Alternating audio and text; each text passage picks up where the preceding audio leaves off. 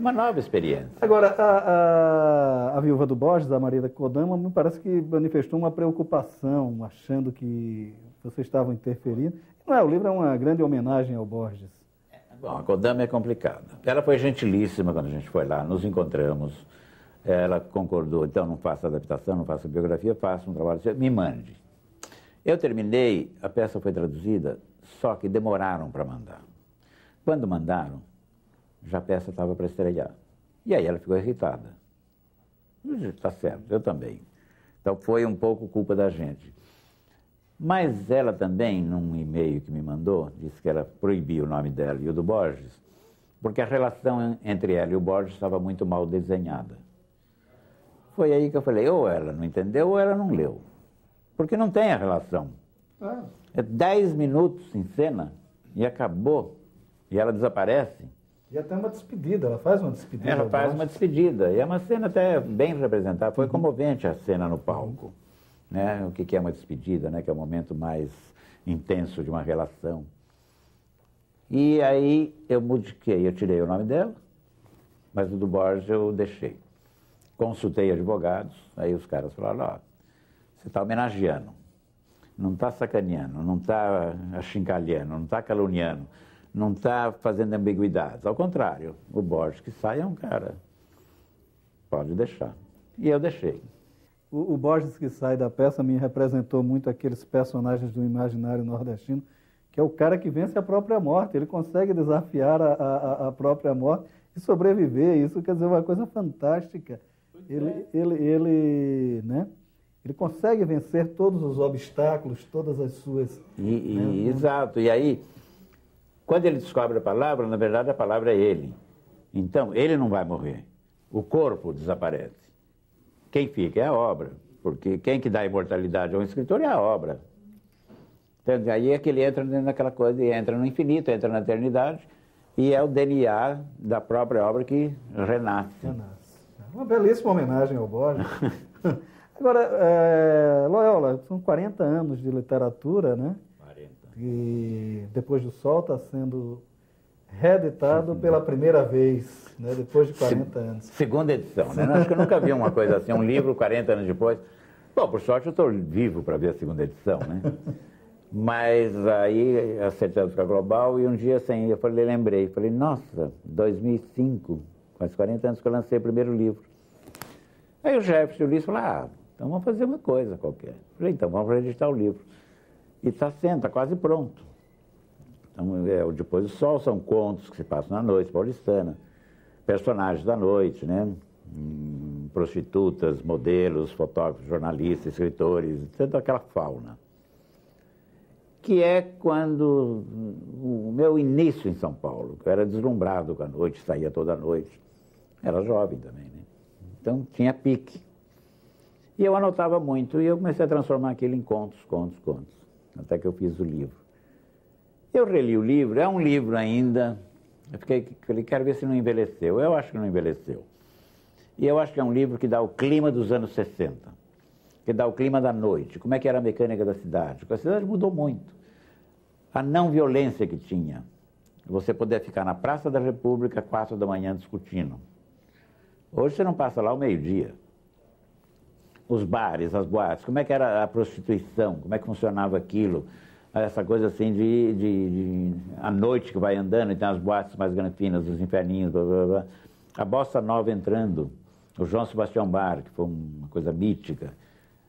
Tudo isso está lá. Então, acho que é um documentário, ao mesmo tempo.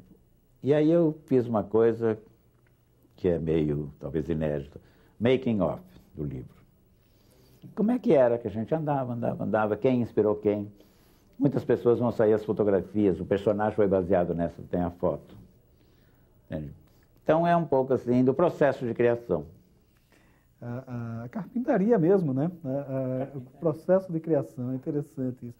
Agora, uma pergunta que sempre fica assim de maneira interessante, né? Esse aspecto do envelhecimento da obra, 40 anos depois, e a sua visão frente a essa obra? Quer dizer, como é a sua reação ao lê-la 40 anos depois? Quer dizer, você se sentiu imaturo na época que escreveu? Como é que você... Não, sabe o que foi? Eu não senti imaturo. Eu fiquei emocionado de ver como é que eu era. Porque eu tinha tanto sonho, tanta vontade de fazer, sabe? Tanta força, tanta loucura, escrevia sem parar. Eu vivia muito, eu vivia intensamente e descobri aquela cidade. Eu estava assim, engatinhando em São Paulo. Dessa cidade que hoje é vagamente familiar, porque é impossível você familiar, né? Era assim um deslumbramento, é como se eu tivesse chegado em Paris. Nossa, como eu adorava cada esquina, cada coisa, adorava até andar de bonde, achava bom andar de bonde. Então é um pouco dessa coisa do provinciano exilado. Acho que tem também esse lado que você pode ver, né? O homem do interior que vai para São Paulo e entra nessa cidade esfuziante. Porque para mim era como se fosse uma explosão todo dia. E São Paulo já agitada naquela época, já na sua dinâmica, né? Não era essa loucura. Agora, voltando um pouco ao começo da nossa entrevista, bom, a ameaça foi feita no bilhete aos atores, né? Mas ela foi feita para ser descumprida, né? Presumo, né? Quer dizer, como é que você está lidando com sua literatura hoje? Eu agora estou bem entre safra, mas tem um romance que já está começado. Na verdade era um conto. Um dia eu fiz um conto de um homem que está numa estação rodoviária, numa noite, está sozinho, para um ônibus, ele vê através da janela do ônibus uma mulher muito bonita. E ela fica ali, sabe aquela coisa noturna, que está meio vago, meio com sono, mas ele acha ela linda. E ele se apaixona. E ele não sabe ainda que se apaixonou, e ele fala, será que eu subo no ônibus, falo com ela, o que eu faço? E o ônibus vai embora. O segundo conto é a visão da mulher dentro do ônibus. Aquele ônibus para, ela pega lá umas bolachas, um biscoito, pega uma revista, fica vendo, o ônibus está meio vazio, ela olha e vê aquele homem sentado. E ela fala, que cara interessante. Ela vem, provavelmente, é uma coisa de uma relação amorosa, e está muito carente, e aquele homem, será que se ele subisse no ônibus, se eu falasse com ele, será que de repente uma coisa assim inesperada, o ônibus vai embora. Aí, o terceiro conto é o cara, ele foi lá e olhou para onde ia o ônibus. Ele vai comprar uma passagem para a cidade. E aí ele fica procurando essa mulher dentro dessa cidade. O outro capítulo é a mulher chegando dentro dessa cidade e indo procurar uma irmã. Então, cada capítulo vai alternando a visão de um e do outro. E nesse meio tempo eles vão encontrando os cartazes de um homem que atira a faca, o chamado para uma grande conferência que vai mudar as cabeças. Então tem vários referenciais de coisas que vão acontecer. Eu já fiz uma parte desses contos e eu vou chegar a um ponto no meio do livro que acaba a história dos dois. E aí vem o quê? Vem a história da conferência que eles viram no cartaz, que é um conto já pronto, que chama Conferência. Um sujeito que chega a uma cidade qualquer um dia, que é essa que eles foram visitar, e anuncia uma grande conferência, as pessoas ficam muito excitadas, mas as pessoas não sabem o que é uma conferência, as pessoas ficam com medo, as pessoas se aprontam, mas não vão. E o homem fica sozinho na sala fazendo a conferência. E as pessoas todas olhando de fora pela janela e tal. O atirador de facas é a história desse cara que treina para tirar faca, tá? E a mulher dele, a namorada, fica muito preocupada, porque ela que é o alvo. E aí ele diz, mas o nosso grande número é que você vai ficar nua e eu atiro a faca. Ele atira a faca bem no meio da perna dela, assim. Então, esses contos estão ligados lá atrás. Você vai ler, o romance vai até o meio, daí para frente são contos. Só que aqui você achou uma coisa que puxa lá, aqui você achou outra que puxa lá, você achou outra que puxa lá. Uma nova forma literária. Pode ser uma nova forma, pode ser uma nova forma. E você pode ler, e esses contos aqui da primeira parte, do ônibus, né? Você pode ler separado, porque eles sempre acabam num ponto que fecha. É quase que um romance fragmentado, né? É um romance fragmentado. Né? Uhum. São cenas de uma cidade. Ótimo. A boa notícia é essa, que você não cumpriu a promessa de se afastar da literatura. Eu acho que tem momentos que você não está bem, a cabeça assim, você sabe lá, é a vida profissional, é a vida do país, coisinha, aí você dá uma queda de pressão. Fala, vou fazer, mas Eu espero morrer em cima do computador. Loyola, mais uma vez foi um prazer conversar com você aqui no nosso Leituras. É sempre ótimo conversar com você. É sempre um prazer voltar ao Leitura. Muito obrigado pela sua participação. Obrigado a vocês.